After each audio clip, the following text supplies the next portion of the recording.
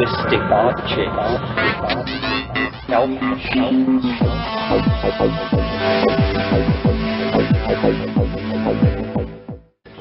Greetings from Psychedelic Space. This is Lorenzo, and I'm your host here in the Psychedelic Salon. While it may not appear to be the case on your end of this podcast, I've actually been spending a lot of time in the salon this week. To begin with, I recorded the interview with Charlie Grobe that you're about to hear. And on Tuesday, I drove up to Long Beach to spend the day with Gary Fisher, looking at his pictures and poking through his files and recording some of his stories. And if you don't know who Gary is, you can learn something about him and his psychedelic research in next week's podcast. But today I'm going to play the recording of a conversation I had with Dr. Charles Grobe, MD, or Charlie as he prefers to be called. Charlie is a professor of psychiatry and pediatrics at the UCLA School of Medicine and director of the Division of Child and Adolescent Psychiatry at Harbor-UCLA Medical Center. He conducted the first government-approved study of MDMA and, along with Dennis McKenna and Jace Calloway, conducted an international biomedical psychiatric research project in the Brazilian Amazon, which focused on ayahuasca use. He is currently conducting an investigation of the effects of psilocybin with end-stage cancer patients. And Charlie's published numerous articles in medical and psychiatric journals and collected volumes, and he's also the editor of Hallucinogens, a reader, and along with Roger Walsh, he edited Higher Wisdom, Eminent Elders Explore the Continuing Impact of Psychedelics.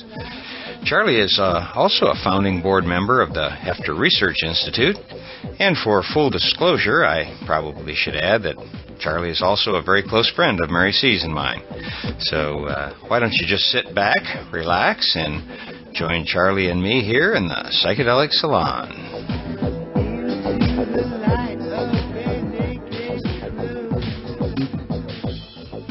What I thought we'd do is we'd talk about your MDMA study and the psilocybin study, and just briefly touch on the ayahuasca thing, because that one will bring in Dennis and Jace and get the three of you talking. Okay, sure. So, well, let me just kind of start off and say that, as far as I know, aren't you about the only, at least U.S. researcher who's actually done human studies with three different psychoactive compounds on human tests? Am I correct there? Possibly. There's so few investigators in this area that might be possible. I'd have to give it some thought. Yeah, I haven't come across anybody else, and you as I recall the story, you went into medicine and went through the whole rigors of medical school because you wanted to do this research. Am I right about that? No, that's correct. Back in the early 70s, I had an epiphany that what I wanted to do was to conduct psychiatric research with psychedelic drugs, and here we are, some 35 plus years later, and it turns out that I've been able to do that. But as the people that know you know, it hasn't been easy. It's taken a long time to get these studies going, right? Oh, it took a very long time. Back in the early 70s, I very naively thought that by the time I left medical school, but at the end of the 70s, I'd be able to join somebody's ongoing psychedelic research project. But by then, of course, everything had been shut down. And nothing opened up for a number of years, not until the 90s, when Rick Strausman was the first one to demonstrate that it was still possible to get approval to conduct a phase 1 investigation, in his case with DMT. About a year after that, I was able to get permission to work with MDMA in normal volunteers. Now, what did it take to, you say you got permission to do it, but it wasn't quite that simple. What all was involved? I assume even that you started before, about the same time Rick was starting to get his approvals. Right, yeah. Back around 1990, 91, I wrote up, with the help of some colleagues, I wrote up my first protocol, and then it was a matter of submitting to FDA, and that process took some time. It went back and forth. I was, in fact, invited to Washington, actually to Rockville, Maryland, to testify at a hearing conducted at the FDA examining the merits of doing human research with MDMA. They invited a number of experts from around the country, and I was there, and I think it had a fairly good outcome. At that point, I had put in a protocol asking to work with a patient population, and their response was that we were a little ahead of the game by wanting to work with patients, and we would first have to conduct a study with normal volunteers and establish safety parameters there. And so I was happy to rewrite a protocol for normal volunteers. Initially, I had questioned whether they would even allow that because of the so-called neurotoxicity issue, which at least back at that time had questioned whether the drug would be safe for anyone to take at any time under any circumstance. But I thought the FDA hearing went well, and I thought the people in charge were quite fair and judicious, and they did encourage us to take it back to the drawing board and bring back to them a normal volunteer protocol, which we did, and then that was approved in November '92. So you actually began your submission of your protocol back during the Reagan administration, is that right? No, it would be the Bush 1. Oh, Bush 1, okay. Right, Bush 1. Still not necessarily a drug-friendly regime. No, not at all. And actually, I'll add that I had been told over the phone in the early autumn of '92 that we had permission. I asked for something in writing, which I needed for our hospital committees, but I did not get anything in writing until the day after Election Day in '92. Huh. So I don't know if that was coincidence or someone up there in the bureaucracy was waiting to see how the new political realities would play out, but that's what happened. That's an interesting coincidence, anyhow. And why don't first of all, let me clarify that we're talking about MDMA, which on the street a lot of people call ecstasy, but most of what they find on the street today under ecstasy is probably not MDMA. At least a lot of it. Is that right? That's absolutely correct. The whole. My interest was always in studying the potential therapeutic effects of MDMA. I've always had concerns about use and abuse of the recreational drug ecstasy. Now, early on in the history of this drug, ecstasy was almost always MDMA, but over the years there's been more and more drug substitution to the point where now there's, with ecstasy, I think there's less reliability in regards to it being the drug you think it is, and any other drug that I'm aware of. Many surveys show that more than 50% of what's sold out there on the streets as ecstasy. It turns out to be a drug other than MDMA. Yeah, that's pretty amazing. It's quite sad. That's one of the problems of prohibition, of course, is you don't know what you're getting out on the street. So we'll get back into the clinical area here. That, as you mentioned, the psychological properties of these materials are quite interesting. And before it hit the streets, as most people now know, Leo Zeff trained a bunch of people like George Greer and Requa Talbert were two of the people he trained. Did you ever get to meet the secret chief and talk to him? No, I've heard many stories about him, but when he was active, I was actually living on the East Coast, and by the time I got out here and had developed some interest in that area, Leo Zeff had essentially exited the stage. So I never got to meet him. I guess we ought to go through the process of getting approval for doing this so that some of our listeners can kind of go through the pain and agony. But when you write a protocol, you just don't sit there by yourself and make up, hey, I want to do this. You consult with colleagues, and then how does the process work before it even gets to, say, the FDA? Well, at first you want to come up with a good effort. I mean, I'll start off the process, and then I'll send my drafts to colleagues who have some expertise in this area and some background with research protocols and the regulatory process. and there's a lot of back and forth, and I pool ideas from a variety of sources, and then I essentially complete the best protocol I can come up with all the input I get. After which I do submit to the federal regulatory agencies, starting with the FDA. Now, at that point, do you have money lined up for a study, or is this no? No, every study I've ever run has been run on a shoestring, and essentially I've always had the approach that one saw in the old movie. I think it was called Field of Dreams, where Kevin Costner is building a baseball field for the great old stars to come and play at, and he says, if I build it, they will come. So I've always felt if I can get a protocol written that competently addresses the issues at hand, and if I can get it approved by all the regulatory agencies and hospital committees, that the funding will arrive, and it always has. Although I will add, not very much, and we tend to run very lean budgets, especially compared to other kinds of medical and psychiatric drug research budgets. Yeah, that's always a problem, is that you're almost like a U.S. politician out there begging for money more time than actually doing your work sometimes, it seems like.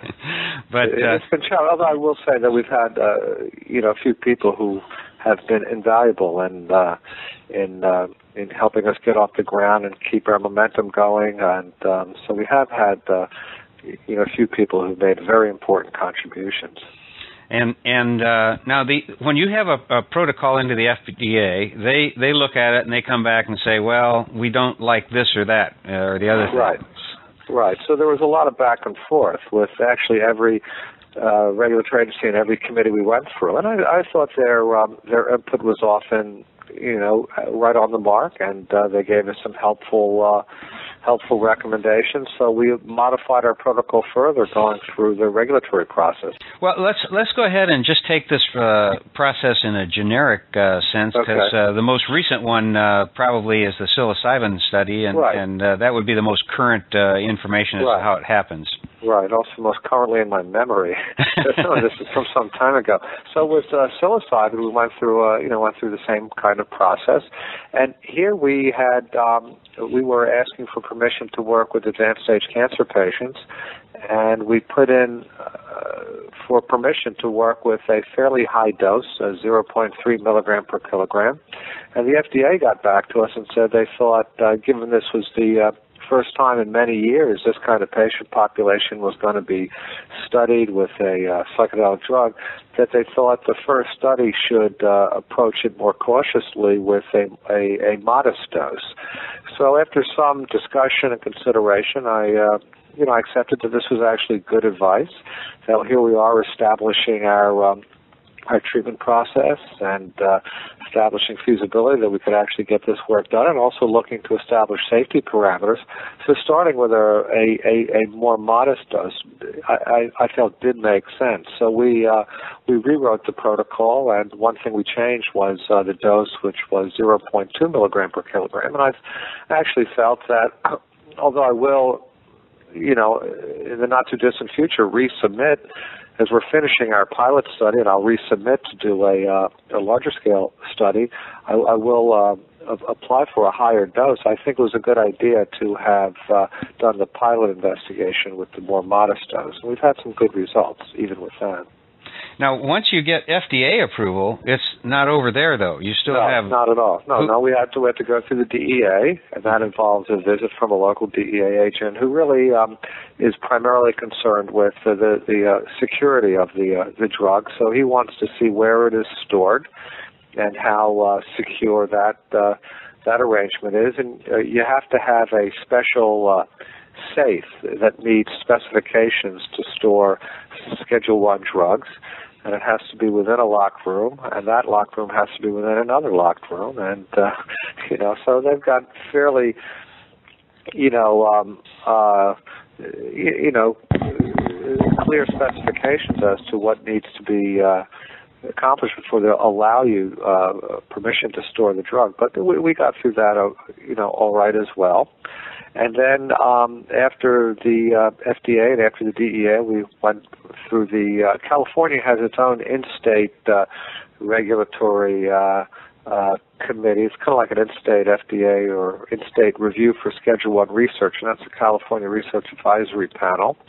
And they also made some comments, and they had some good input as well, and we did some further modifications. And then we had to go through two hospital committees at Harbor-UCLA. One was the IRB, or the Human Subjects Committee, and the other is the research committee that oversees all research on the research unit, which is where we conduct our study.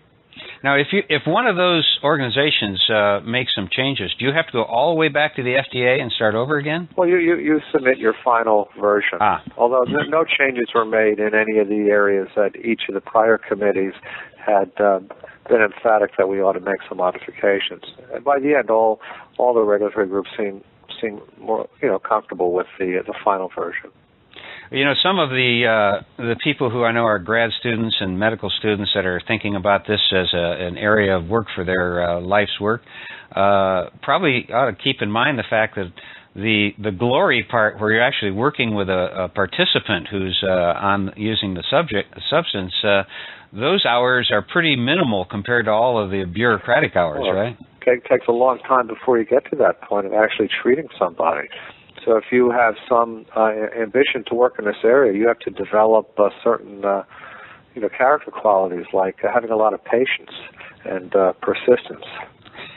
Two things that would eliminate me from doing psychedelic research. I can assure you that you've exhibited a great deal of that over the years. I know it took for your psilocybin study, it took quite a few years to get that approved, right? Yeah, absolutely. In fact, the first version was actually our first protocol we sent to FDA back in '91, I think, and it was actually written for MDMA, though we initially thought of using MDMA for a patient population with advanced cancer. But then because of the turmoil in our culture with the ecstasy fad and the questions over central nervous system damage, and really just how sensationalized it had become, we felt it would be very hard to get permission in that political environment. So we rewrote the protocol in the late 90s for psilocybin. And I'll say that that decision was made in concert with my colleagues at the Hefter Research Institute, who strongly urged me to resubmit a cancer treatment protocol, but substituting psilocybin for MDMA. Just since there's really not been a study that I know about MDMA and cancer, but you are working right now with cancer patients and psilocybin. I know there's no way you can have a professional opinion, but your gut reaction right now about the two different substances for somebody that's in end-stage cancer, which do you think is preferable? Sure. No, I've actually given this some thought, and I've come to the determination that psilocybin, I believe, would be a safer and possibly more efficacious drug to use. One reason being that with MDMA, what we observed and what others have observed is even with normal volunteers, you can get some very, very robust blood pressure changes. You can get some very significant increases in blood pressure after you administer MDMA. And my view is that with people who had advanced cancer, they very well may have multiple organ system failures, and they may have a very vulnerable cardiovascular system, and a rapid precipitous rise in blood pressure may lead to catastrophic consequences. We felt psilocybin, with much more modest effects on cardiovascular function, would be a safer compound to use in that regard. And your phase 1 study is about safety, so you are measuring blood pressure, those kind of things, right? Right, absolutely. Now we do throughout the experimental treatment session, but another consideration is that many people after an MDMA session report in subsequent days a tremendous drain of energy. And given the precarious status of people with advanced cancer, we felt that could be problematic as well. That in a sense, we're not only looking for, helping to facilitate a very positive experience during the, 4 to 6 hours of the acute drug effects, but we're also hoping here, or even speculating, that this treatment model will facilitate significant improvements in psychiatric status in the subsequent days, weeks, and even months. And if you're wrestling with tremendous energy drain, it may detract from the to what degree you can come away from that experience with an overall improvement in your psychological status. We felt psilocybin would, generally after a psilocybin session, people do not feel that energy drain they do with MDMA, likely from the amphetamine quality of the MDMA, that people feel very, very good, very grounded, and do not feel physically and psychologically exhausted, as you not infrequently see with MDMA. So there were a few reasons why we felt psilocybin would be a preferable compound to use with this kind of patient population. Right. Also, perhaps that it provides, we thought, perhaps a more in-depth experience, an experience that might allow one to explore more the existential dimensions of their current life situation. Yeah, I can confess to in my past days having experimented with both of these substances, and I found that the psilocybin gave me a cosmic experience, where the MDMA gave me more of a grounded empathy, contact with other human experience. Right. Well, yeah, and what I'm saying doesn't necessarily, I'm not saying that MDMA does not have its place within, with various, therapeutic approaches with particular patient groups. I'm just saying that people with very, very severe end-stage medical illness may not be the optimal population for a drug like MDMA. On the other hand, for instance, a group of patients with chronic post-traumatic stress disorder, such as what Michael Mithofer is working with in South Carolina, that might be an ideal population. Presumably these people are physically healthy. The MDMA might induce a very profound state, a pathogenic state, and also a state where they feel safe enough to explore with the therapist the prior trauma and to start to work through much of the issues and in a sense, the psychic armoring that grew up in response to that trauma. So MDMA might turn out to be a very valuable compound to use with a chronic PTSD patient group. But with a medically ill group, I over the years, I started to question that and felt that psilocybin would be significantly safer.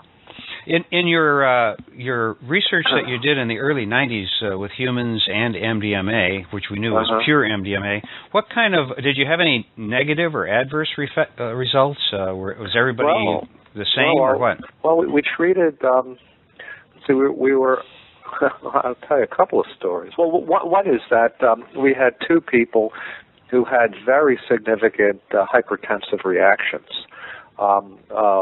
One was our oldest subject, who was, I believe, around 60. He had normal baseline blood pressure, and within an hour, his systolic blood pressure had gone up to 200, which certainly concerned myself and my research nurse. But we actually treated it, and it went rapidly down. And then we had another man, a 27-year-old, and here he was coming in for his third treatment session. And with that study, people came in for 3 separate experimental treatment sessions, spaced several weeks apart. 2 were different dosages of MDMA. One was a placebo. It was his third session, so we knew that he had received MDMA on at least one other occasion.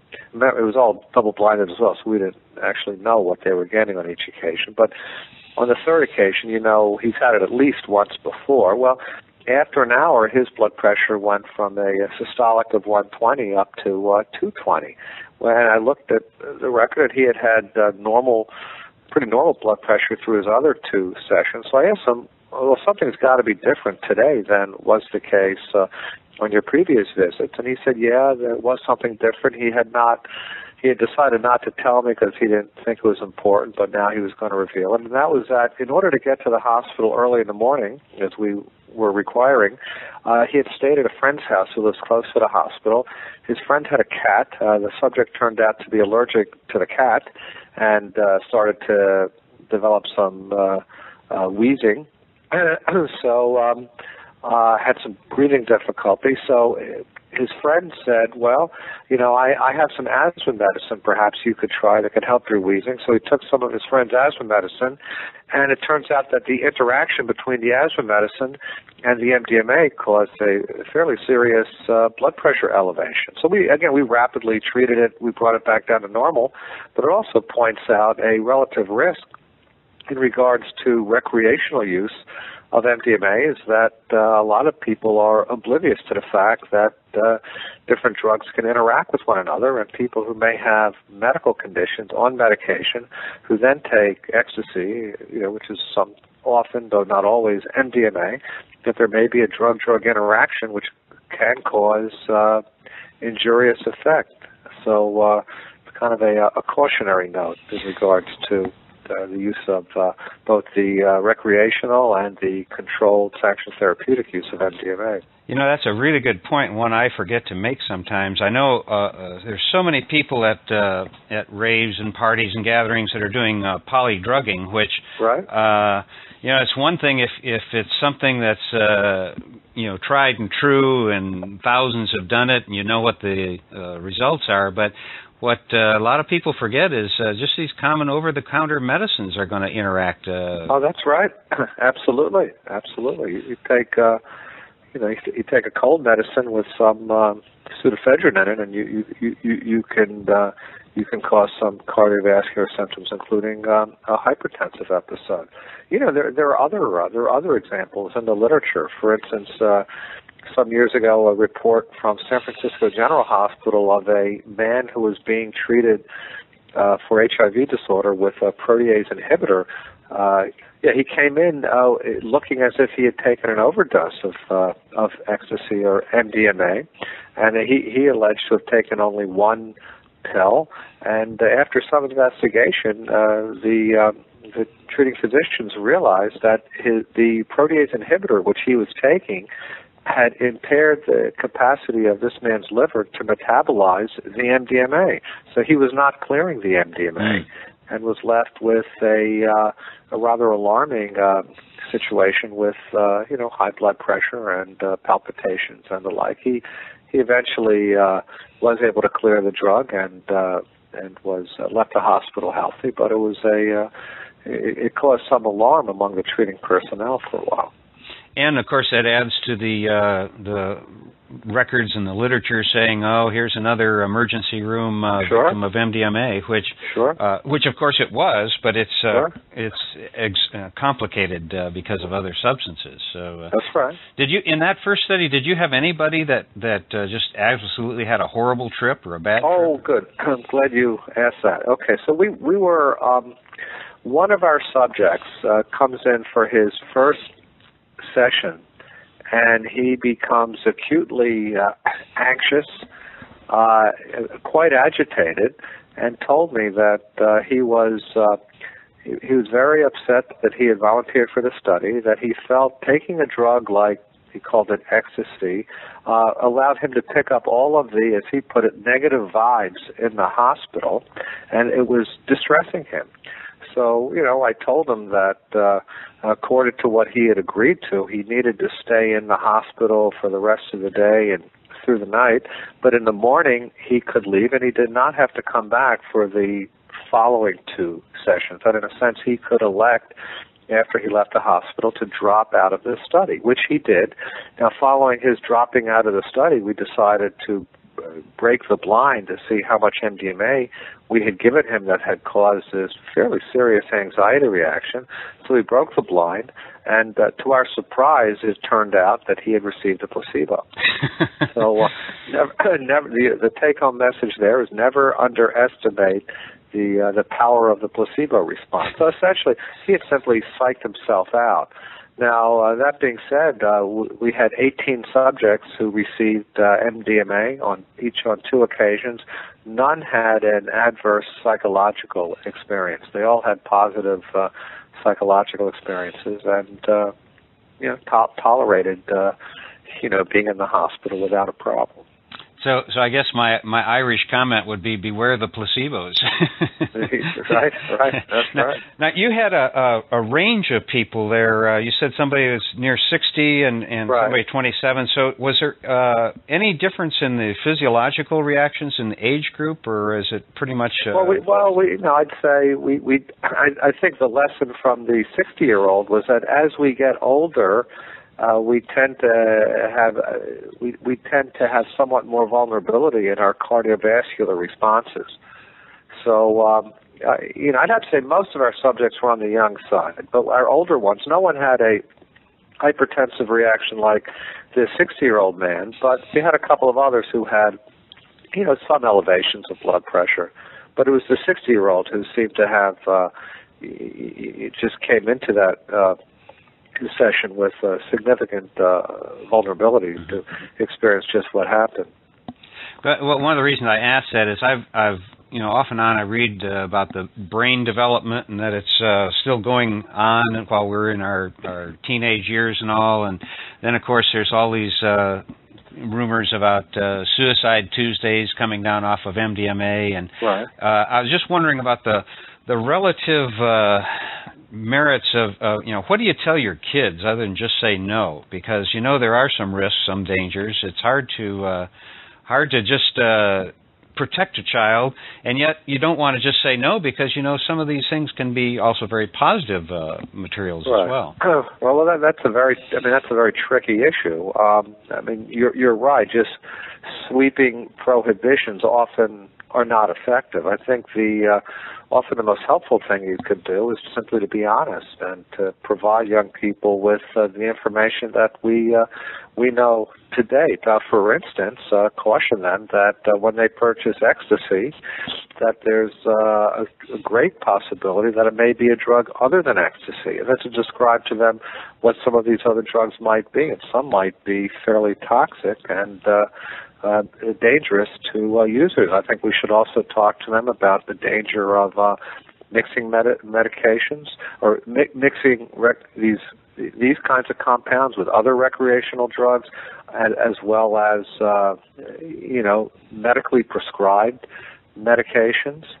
I think we also need to talk with them about the setting where it's taken. That in fact, it turns out that the most common venue for taking a drug like MDMA is a big dance scene, and we need to let them help them learn that that might be dangerous in and of itself. There have been a number of cases of malignant hyperthermia where people start to heat up, so their body temperature can go up to 105, 106 degrees, which can cause a very, very serious blood condition called disseminated intravascular coagulation, or DIC, where the blood vessels start to clot off. It could lead to liver failure, it could lead to kidney failure, it could lead to seizures, and there have been deaths reported. Now, these are far more likely to occur in a setting where individuals are exercising,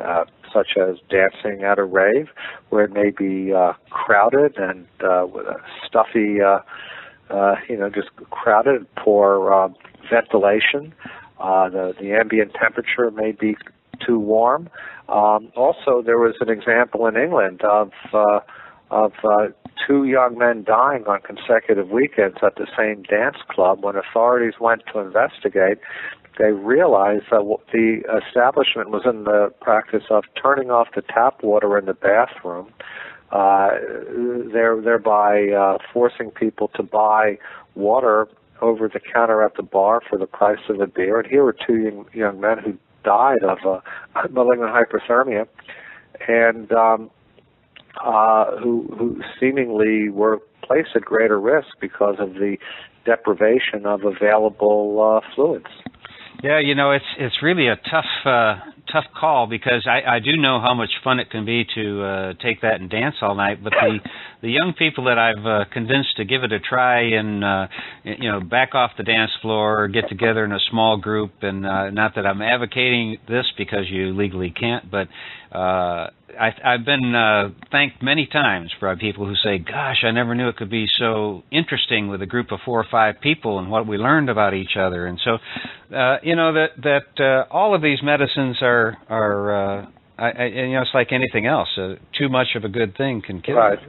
Oh, absolutely. Absolutely. Yeah, the ancient Greeks used to like to say that, the difference between a medicine and a poison is the dose. And you might also say that in a case like this, another difference might be the frequency within which one has the experience and the amount of the drug used. I think one concern I have with MDMA is that a lot of people will report that over time the positive effects attenuate or diminish, so they start to increase the dose. They start to mix it with other drugs, including methamphetamine.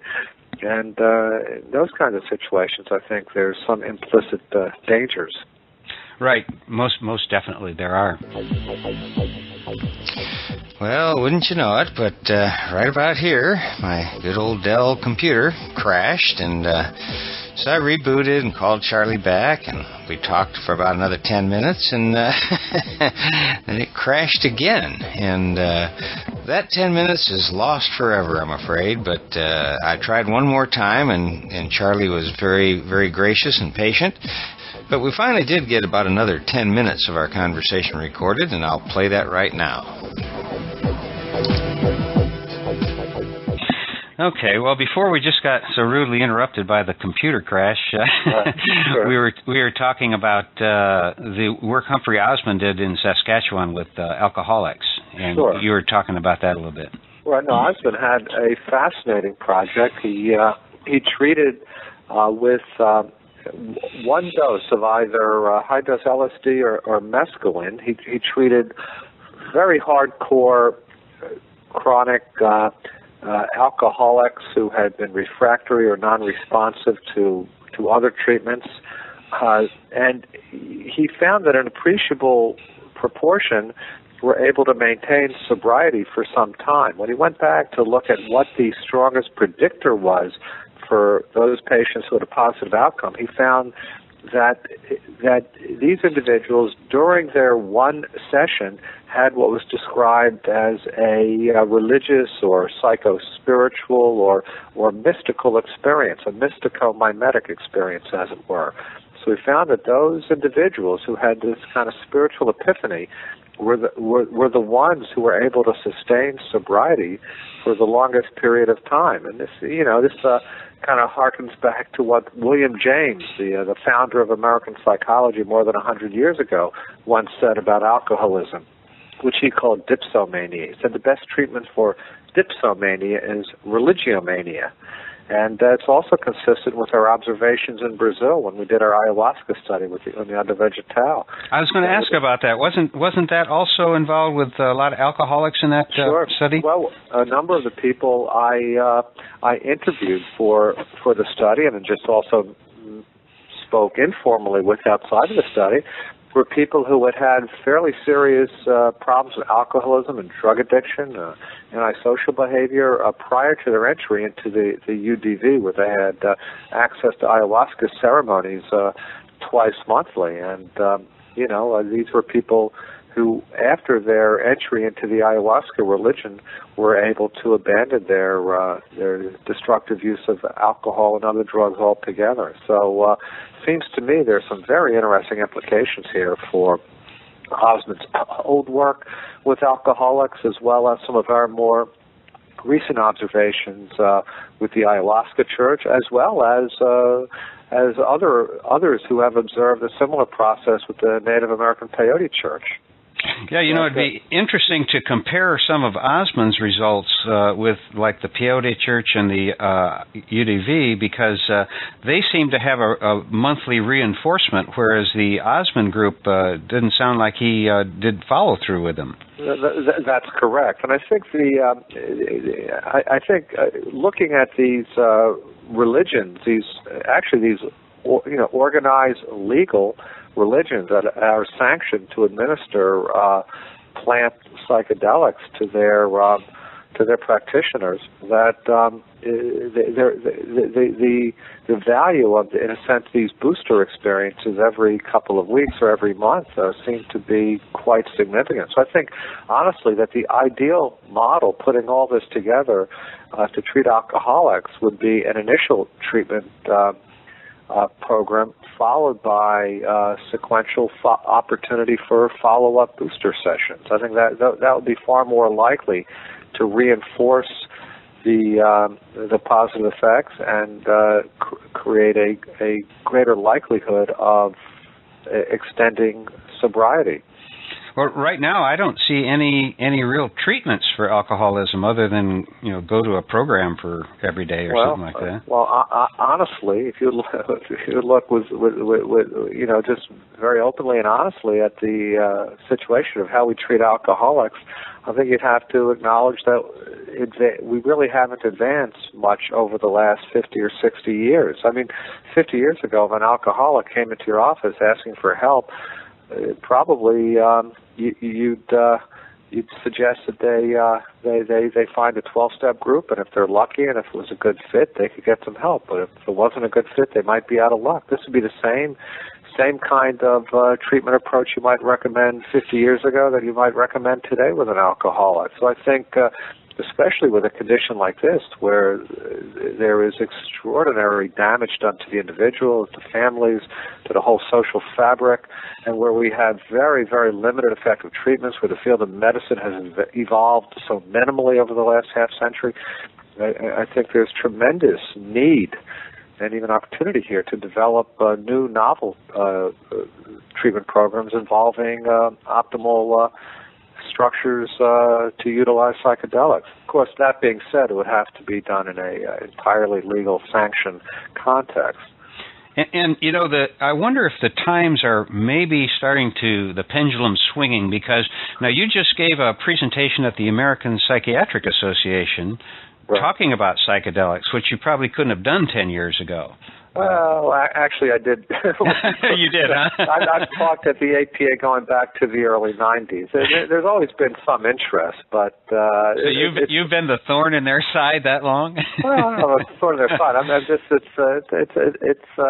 I think I've been involved with 7 or 8 applications to the APA to do presentations, about half of which have been accepted. So half the time we're able to give the talk we'd like to, and half the time we get shot down. And generally speaking, we get a fairly modest but fairly good turnout. This year we maybe had about 60 people. Previous years probably had upwards to 100.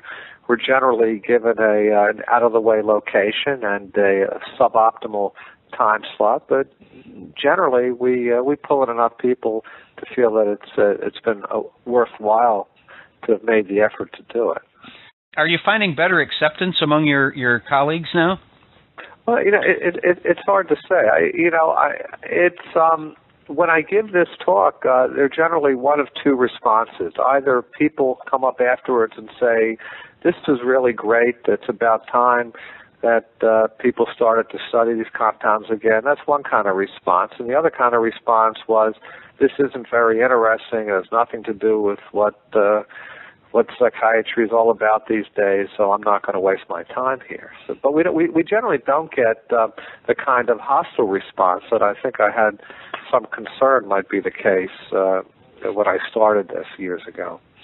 Well, let's hope that the pendulum is swinging, and I really, we're probably going to have to cut this off, but I really appreciate your time right now, and look forward to talking to you and Dennis and Jace about your ayahuasca research, because that's something that's near and dear to the hearts of a lot of people in the world these days. Well, thanks a lot for your time today, Charlie, and I look forward to having you join us here in the Psychedelic Salon again. And do you have any parting words you'd like to say to all of your fans out there in cyberspace? Be careful, and don't be in such a rush. There are fascinating possibilities out there, and sometimes makes a lot of sense to be patient and wait for opportunities that allow for optimal safety and optimal outcome to what you're trying to succeed. Well, I'll definitely second that. So thank you very much, Charlie. Okay.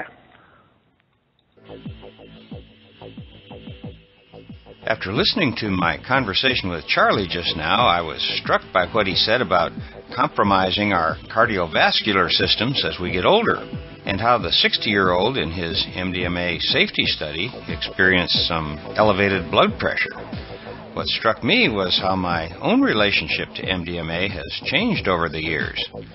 I won't recount here my early experiences with it during its heyday in Dallas as ecstasy, but what I want to mention is how my desire to use it began fading away several years ago to the point where whenever I think about it now, my body says, "Are you really sure we should do this?" And now the answer always seems to be no. What I'm getting at here is that by listening to my body, so to speak, I may have actually avoided an episode of elevated blood pressure, which, now that I'm in my 65th year, is something I'd like to avoid. So, for what it's worth, my advice in these matters is to always follow your instincts and not what your friends or your ego may be saying. You know, deep down you always know what's right for you at any given moment. And I found that when I trust those feelings over what my rational mind might be saying, I seldom go wrong. I was also taken with Charlie's comments about the scarcity of funding for psychedelic research. Fortunately, there have been a few individuals who are in a position to make significant donations to keep this research going. Quite frankly, without the very small number of big donors who fund this research, it probably would have come to a complete halt long ago. But for those of us who don't have any disposable income to help with this research, there are other ways we can help. And my way is to do it through these podcasts and try to spread the word about the importance of these sacred medicines as best I can. One of the things you can do if you feel so motivated is to tell a friend about the Psychedelic Salon and encourage them to take a look at the list of programs, of which, by the way, this is my 96th. And maybe they can see if there's a talk or two that would be of interest to them. And also, though you are small in number, I want to give a special shout out to the 28 wonderful people who have made donations to keep the Psychedelic Salon going during these past 2 years. This coming Sunday, June 10th, is the second anniversary of this series of podcasts, and during that time, over tens of thousands of people have downloaded close to 1 million copies of these podcasts. Not to mention the people who hear these programs through one of the mirror sites.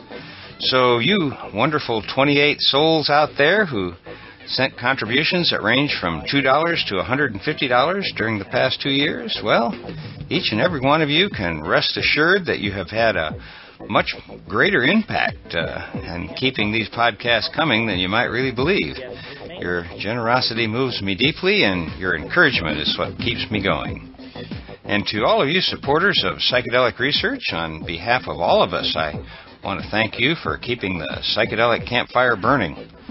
You know, unlike other areas of scientific interest, there aren't any big government grants going to the women and men who are called to investigate what may well be the most important class of chemical compounds we humans will ever encounter. It really makes you wonder what's so threatening about these substances to the keepers of the status quo that they go to such great lengths to keep them away from us. You know, just this morning I was listening to KMO's interview with Jacob Sullum on the Sea Realm podcast, and they were talking about how the U.S. Supreme Court has now approved 2 psychoactive sacraments for use in religious ceremonies, but that both of these syncretic religions involved aspects of Christianity. And that reminded me of a conversation I had with John Hanna a couple podcasts back, where he told us about the law prohibiting any reference to mind-altering properties that may be associated with energy drinks. You know, it's becoming more clear to me every day that what the screwheads in Washington are afraid of is losing their male-dominated Calvinist Christian grip on the reins of power.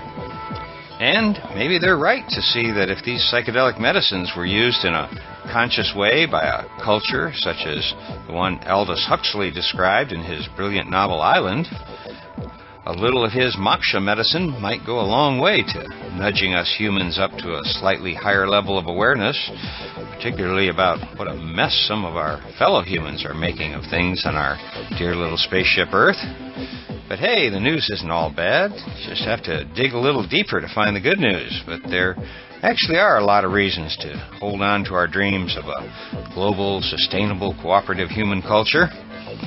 And if you're lucky enough to get to Burning Man this year, we'll have more to say about that when we meet again in the big tent on the playa. Before I go, I want to mention that this and all of the podcasts from the Psychedelic Salon are protected under the Creative Commons Attribution Non-Commercial Share-alike 2.5 license. And if you have any questions about that, just click the Creative Commons link at the bottom of the Psychedelic Salon webpage, which you can find at www.psychedelicsalon.org. And if you have any questions, comments, complaints, or suggestions about these podcasts, well, just send them to lorenzo@matrixmasters.com. Thanks again to Chateau Hayuk for our theme song here in the salon. And thanks again for being here. You know, it was nice to be with you again. And since I'm not quite ready to leave this nice vibe right now, I'm going to do something a little different. And as soon as I sign off, I'm going to play a song from my new favorite rock group, Vavohm, V-A-V-O-H-M, who, by the way, happen to be fellow saloners. You know, about 6 months or so ago, I guess, they very kindly sent me their new album, and it really captured me. So a while back, I recommended them to Queer Ninja for one of his music programs, but right about then is when the Ninja began his sabbatical. So if you want to hear a little of the kind of music I like, I guess I'm going to have to play it myself. And now they've given me permission to use any of the songs on their new CD. And by the way, on the program notes for this podcast that you can find at psychedelicsalon.org, I'll put a link to the Vavohm site where you can find out a lot more about them. And although I asked if they had a preference for a song that I could play at the end of a podcast, they've pretty much left that up to me. So I'm not sure if they'll consider the song I'm about to play representative, but it's one I really enjoy. And so I'm going to sign off now and let you see if you can figure out what Vavohm's song titled Drifting Away might be about. So for now, this is Lorenzo signing off from Cyberdelic Space. Be well, my friends. And now, here is Vavohm, Drifting Away. Away.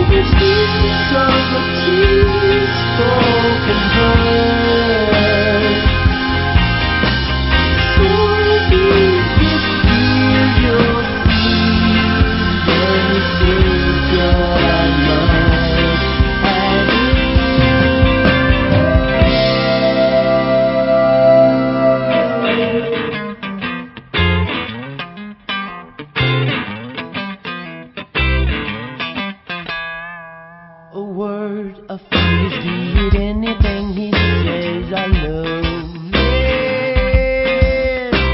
What blues be it any hue she sings I love it. Oh, how I love it. Oh, da, da, da, da, da, da.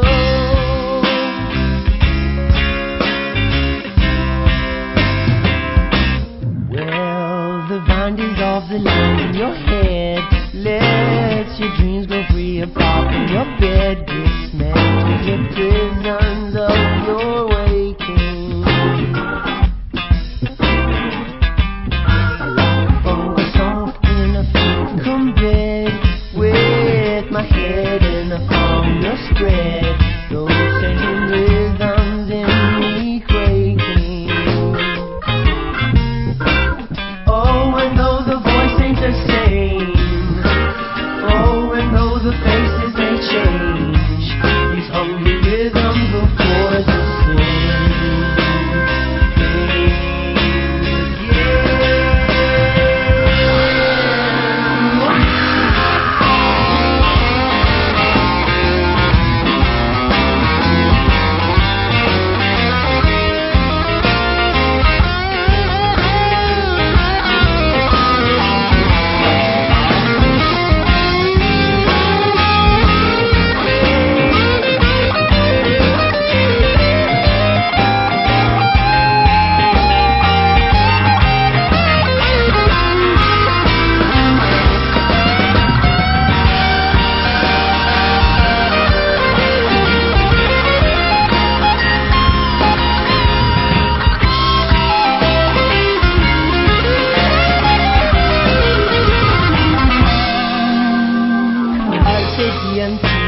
Carpe DMT serves off a streaming on the fire mountain ocean breeze. You're drinking tea, now you're looking at me. Cannot believe what I see. You've got your eye lock on mine. You've got a singing, streaming tunnel between you and me.